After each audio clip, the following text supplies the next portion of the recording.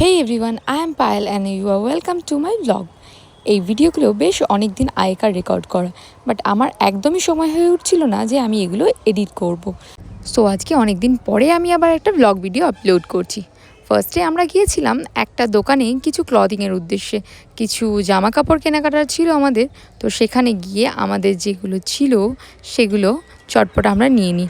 যখন আমার হাজব্যান্ড আমার সঙ্গে থাকে তো আমাকে একটু বেশি চটপট করতেই হয়, বিকজ অফ শপিংয়ের টাইমে ওনার বেশি পেশেন্স থাকে না। তো আমাদের যেগুলো নেওয়ার ছিল আমরা খুব ফাস্ট এগুলো নিয়ে তারপর একটা কেকের দোকানে গিয়েছিলাম।